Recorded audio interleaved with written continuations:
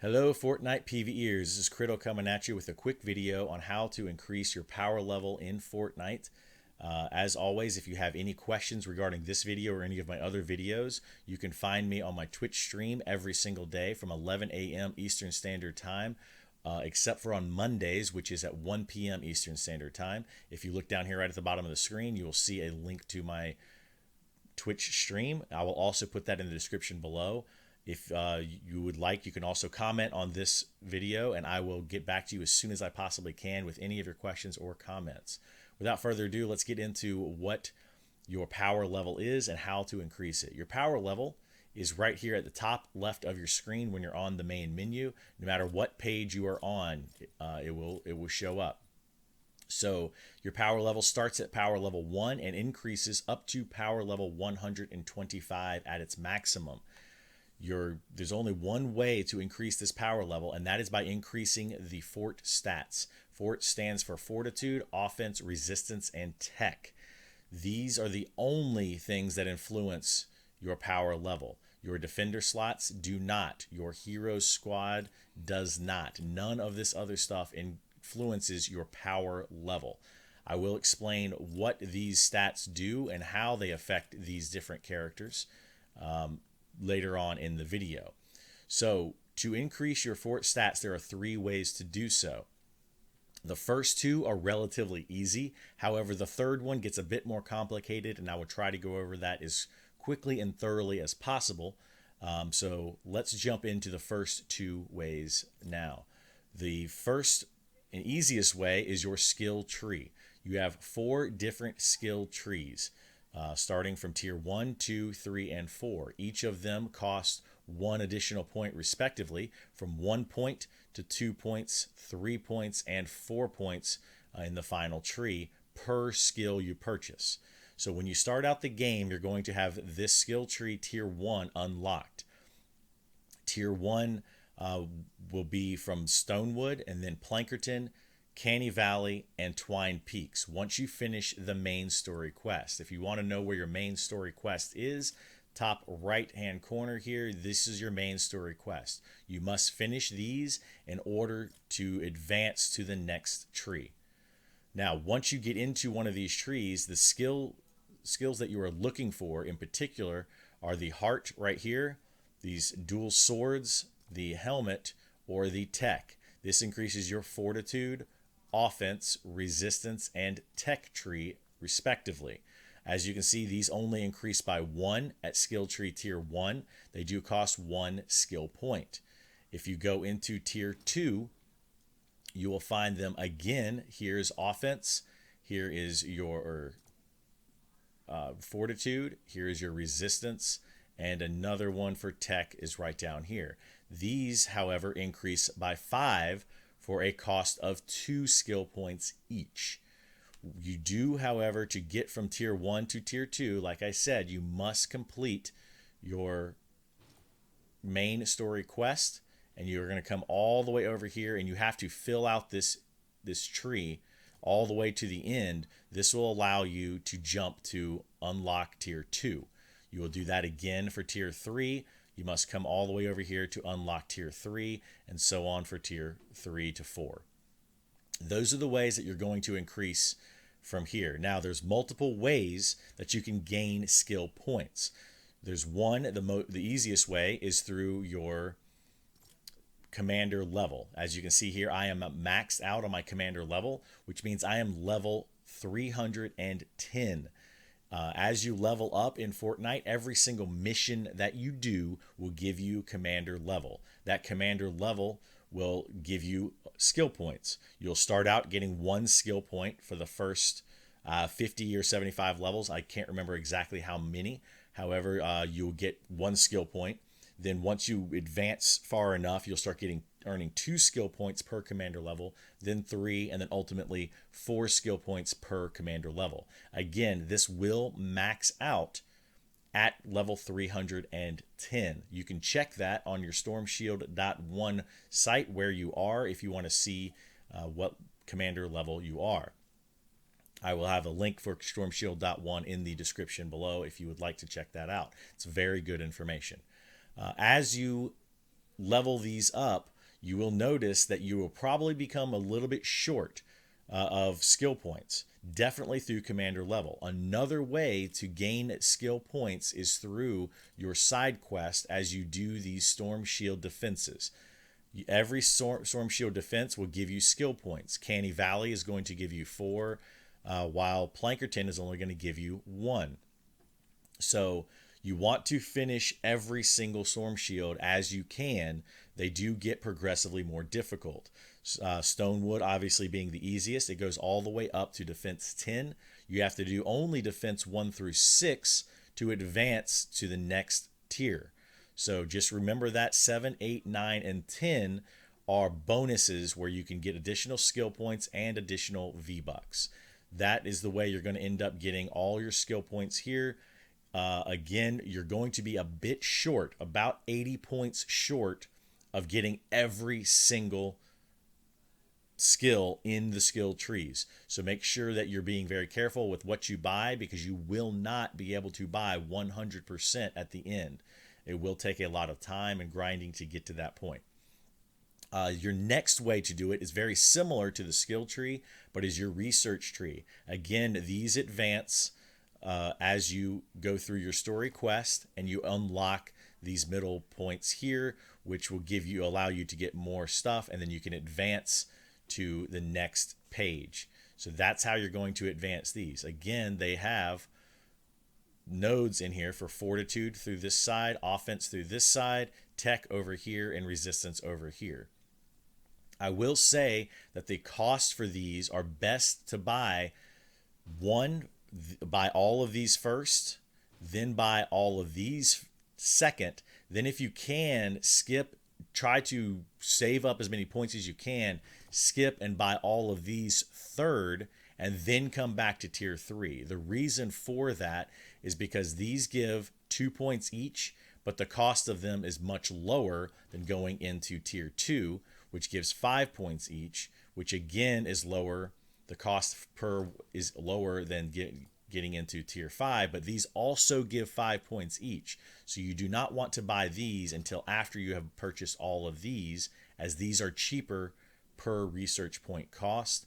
Then again, these jump up to 8 points each, but do cost more than tier 3. However, the point per research is cheaper to buy them in tier 4. So just giving you a quick tip there, just to kind of level up a little bit faster, because it does take quite a long time to max out this tree. You need to log in every single day, collect your research points, and make sure you spend them, because your research points you can only collect and bank up to this number here. This is how much you're getting per hour. This is your total limit that you can bank in a single day. So if you don't log in every single day at least once and collect this yellow bar will cap out. You don't have to spend these points immediately. Just make sure you collect it so that it goes up here into your research point pool, which will increase at every tier. As you can see, this one increased it by 10,115, and the generation limit by another 1,065. Each of the tiers has the very same thing that increases the storage up here, as well as your limit down here, as well as your per hour rate. So all of those things will increase as you go through these tiers. Those are the easy ways to increase your fort stats. Now we're going to get into the more difficult way, which is going into your survivor squads. This right here is the bread and butter of your fort stats. This is where you're going to get the majority. As you can see, I'm getting 690 fortitude, and I'm sharing 169 of that with my party. Now, this is not my total fortitude stat. As you can see, 690 is less than my 1,493. This, as well as this one down here, there's 2 of them. So you add those together, in addition to all of my skill tree points and my research points. That is where these fort stats are coming from, these stats right here, okay? So what do you want to do as far as increasing these squads? There's multiple ways to increase these squads and multiple things that you need to look at. let's first and foremost go with how to increase the number. As you may look at yours, you have a leader. Every squad has a leader in the first slot, and then you have seven. You have 8 total, but 7 additional survivors. Okay, so how do you increase these? You probably start out with, I think, 3, and then you have 4 more that you can grab. Again, this is found in your skill tier trees. I believe you find the first one here. Right here is one for your gadgeteer slot. So this will add 1 to your gadgeteer slot. This is another one for your gadgeteer slot. This is another one for your training. This is your leader slot for your training squad, and so on and so forth. So you want to make sure you grab every one of those. I would prioritize those when you get into each of the skill trees. Make sure that you prioritize and try to go after those as quickly as you can, as it will definitely help you increase your power level. Once you have gone all the way through to tier 4 and you have unlocked everything, you will see that you will unlock every single slot available. Now, that is just the first thing you need to do. Once you have those slots unlocked, you're going to want to put in survivors, specifically a lead survivor in the first role, and you want the lead survivor to match. So this symbol right here on the right-hand side of your lead survivors, you know it's a lead survivor because it has a crown right here. So these are all of your lead survivors, are your crown. This symbol right here must, for the maximum benefit, match this symbol up here. As you can see in every single one of my slots, this symbol always matches this symbol up here. Okay, that will give you the maximum amount of possible power, which you can see from this number right here, from this gadgeteer slot, from the fire team alpha slot, and so on. So make sure you're matching those. If it does not match, you will get less. You will not get the bonus for each of those squads. Secondly, this is the personality of your leader. So the personality, you want to do your very best to match your personality to each and every single survivor in your squad. Okay, as you can see, my entire squad matches personality. That's because I've gotten very lucky. When you match a personality, you will get a bonus right here. This would normally be 106.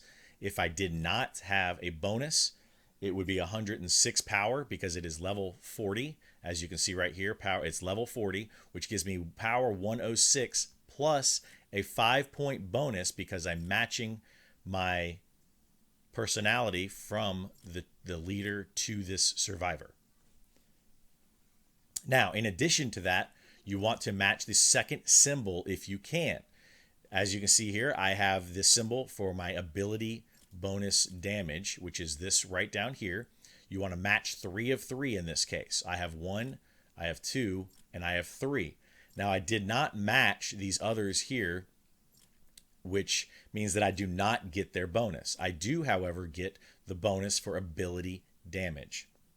That'll give me a 5% increase to my ability damage, which also increases my total overall power. Okay, so you want to look at that if you can, but it's not the be all end all. The first and foremost thing you want to do is try to put in every single legendary hero you can, then put in your epics, then put in your rares, and so on. The reason for that is that your power level here is dictated by the rarity of the survivor itself. Survivors, just like your weapons, will go up to a maximum level. So with a legendary weapon, it goes up to 106 at level 40. Sorry, goes up to level 40 would be a power level 106, as you see here. A maximum level 30 will go up to level 30 here, and it's 82 power. Now, if you go down to an epic, your maximum level 30 is 71. This works the exact same on your survivor squads. Right here, you can see this is power level 49 because it does not match. If you take a 49 up to a level 20, no matter what it is, it will go. Sorry, if you take an epic up to a level 20, no matter what it is, it will cap out at 49 power. Now, if this matched my personality slot over here, my personality like this triangle shape here, if it matched that, it would go up by an additional 5 points and go to, what would that be? 54, right? So power 54. However, the another thing that you want to look at is these right here. As you can see here, this is a mythic, okay? You can get a mythic lead in each of these slots.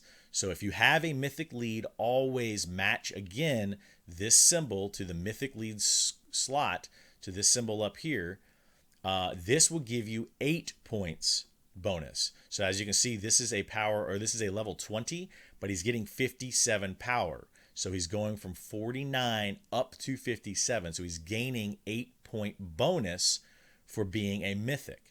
The problem with having a mythic, however, is you get a 2-point negative, or sorry, 5-point negative, I believe, for being in not matching. So you will get a negative to your legendaries, or to anything that doesn't match. Anything that doesn't match. Sorry, it is a 2-point negative. So you went from 49, this normally would be a 49. It has dropped down to a 47 because you have a legendary in the slot. So you want to take a look at that as well, and try to match those up as best as possible. Now, as you can see though, this is a level 20 and this is a level 18.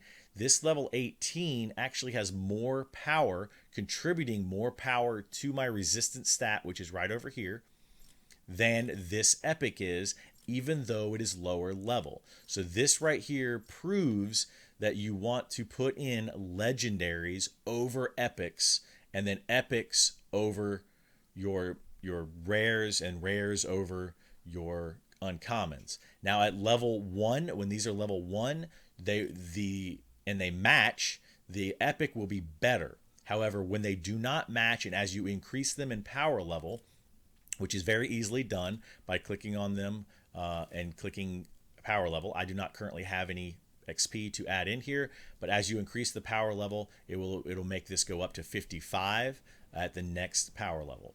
Okay, so it'll eventually get up to power level 58 minus the 2 because it is in a mythic slot. So this will get up to 56 at level 20 versus a 47 at level 20. So you're gaining quite a bit more from putting in these slots. Now, if you can match the personality, like I did right here, always match the personalities if you can. But first and foremost, put in your legendaries over your epics. Hopefully that helps to explain a little bit on how this works. If you can match, like this one right here is all personalities match, I mean, that is going to give you the maximum bonus. In addition to that, I have additional bonuses from the shield, which gives me a 2-set bonus going into here. And then I also have the ability bonus right here for an additional 5% shield and a 5% ability bonus. These are basically like adding another 5 on top of these numbers. So between these 3 characters, this one, and this one, I'm getting an additional 5 total between the 3. But it's better if you don't match this ability here if you can make the personality match, because the personality match gives you that additional 8 in this case, or 5 in the case of 5 in the case of a legendary. So always try to put in legendary first, then match personality, then finally match the bonus abilities. Hopefully that helps you guys out in understanding how the power level is added. If you have any questions, please throw them in the comments below. Please hit me up on my Twitch stream every single day, 11 a.m. Eastern Standard Time. Make sure you follow my Twitch stream and my YouTube page for more videos. And until next time, take it easy, guys, and happy gaming.